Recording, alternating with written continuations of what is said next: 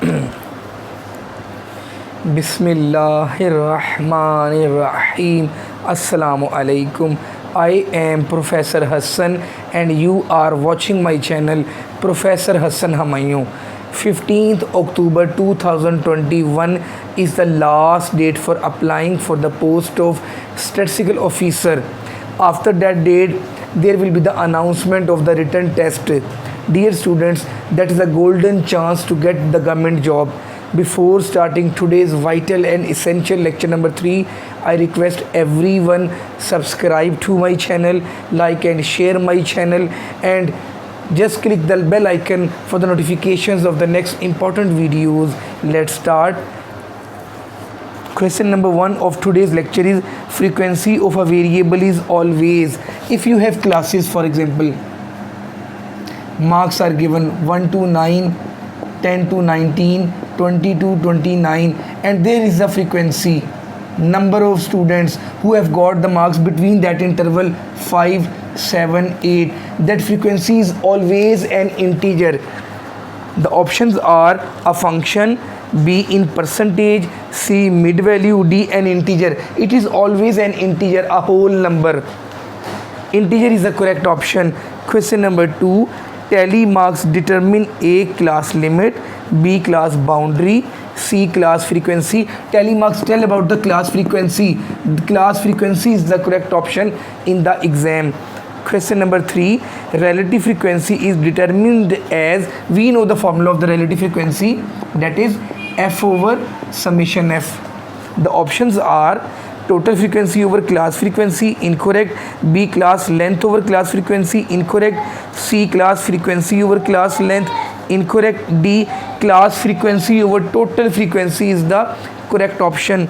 Question number 4, a relative frequency distribution presents frequencies in terms of A fractions, B whole numbers, C percentages, D both A and C. It means that can be fraction and the percentage, both will be the correct option in the exam, but it cannot be whole numbers. Question number 5, the largest cumulative frequency in a cumulative frequency distribution is equal to, a very important question, A 1, B 100, C n, D n over 100. Dear students, this is the column of frequency. If you make cumulative frequency 5 plus 7 is 12, 12 plus 8 is 20, the last value of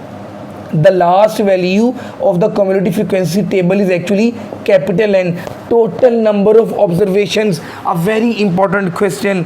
Question number 6, a frequency distribution in which the upper limits are not included in the respective classes is called a discrete frequency distribution, incorrect. B raw data, C ungrouped frequency distribution, D continuous frequency distribution.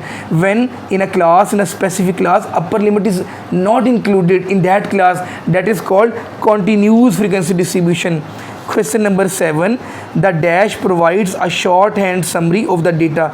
A simple table, B cross table, C two-way table, D frequency table. Frequency table gives you the shorthand summary of the data.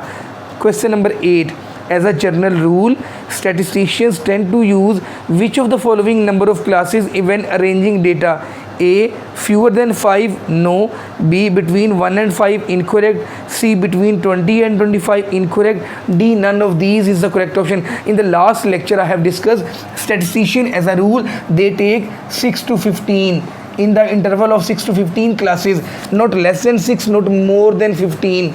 In between that they will select the number of classes.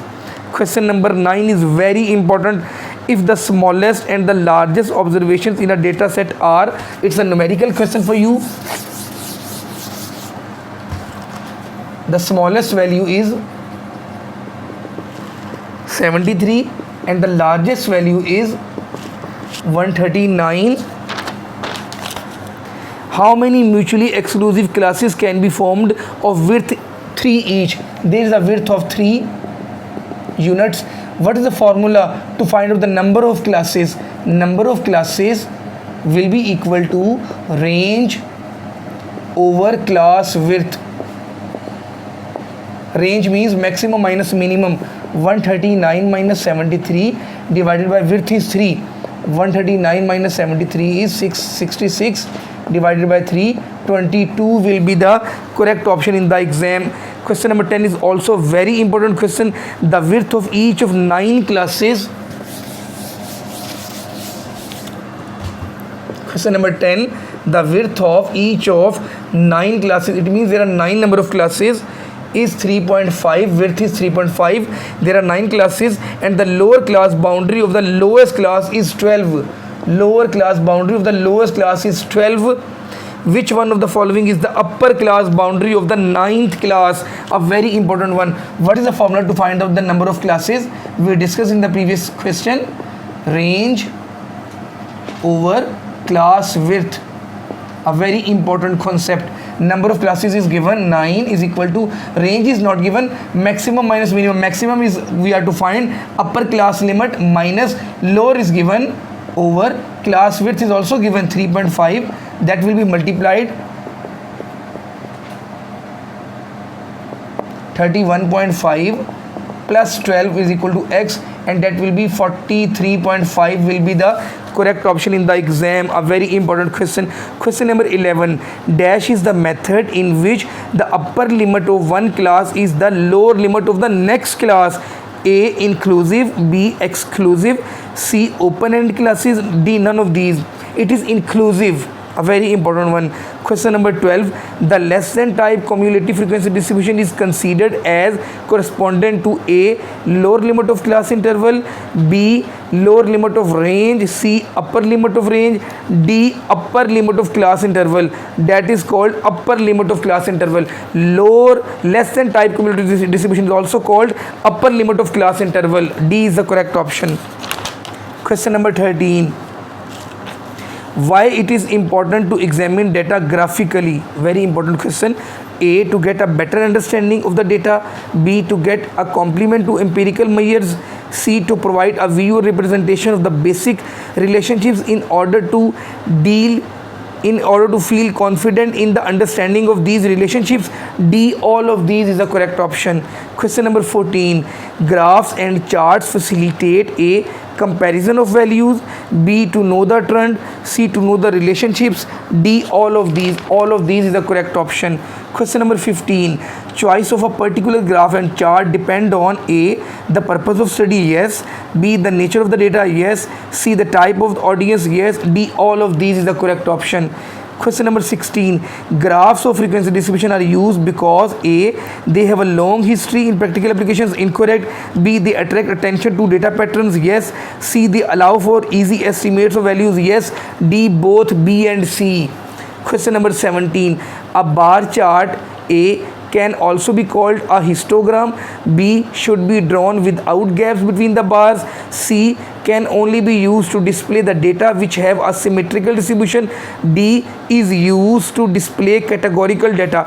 It is the correct option. It is used to display the categorical data.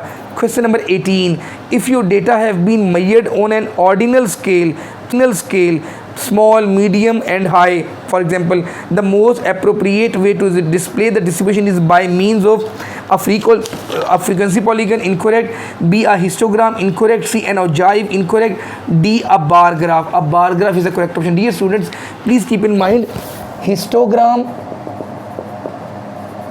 and pie charts, they are used for the quantitative data. Bar chart will be used for the categorical data, a very important concept.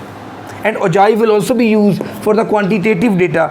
Question number 19, the indoor admission in different specialties is best represented graphically by A, histogram, B, ogive, C, scatter diagram, D, bar diagram is the correct option. 20, the most appropriate diagram to represent the data related to the number of male and female students in a college during each of the last 6 years is A, histogram, B, pie diagram, C, line diagram, D, double bar diagram. Double bar diagram is the correct option. You have two categories, male and female. If you have single category, then only the bar diagram will be the correct option.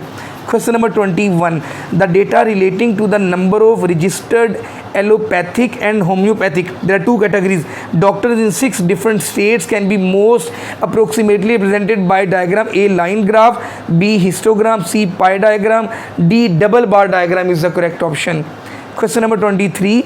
The chart that uses logarithm of the variable is known as a very important, that is called ratio chart. Question number 23. When investigating an ordinal data set, which of the following is the most appropriate method of assessing the median and interrogative range graphically? That is A, bar chart with SEM bars; B, bar chart with CI bars; C, histogram; D, box plot. When you are to find out the box median or interquartile range, then box plot will be used. The word is interquartile range actually. Question number 24. In two-dimensional diagrams, A, only height is considered; B, width is considered; C, both height and width is considered. In two-dimensional diagrams, height and width is considered, and in three-dimensional diagrams, height, width and the thickness is also considered. Question number 25. The data about religion of the head of the family can be best represented graphically by A, histogram; B, ogive; C, frequency polygon; D, pie diagram, and that is represented by the pie diagram. Pie diagram is the suitable one, a very important one. Assalamu alaikum.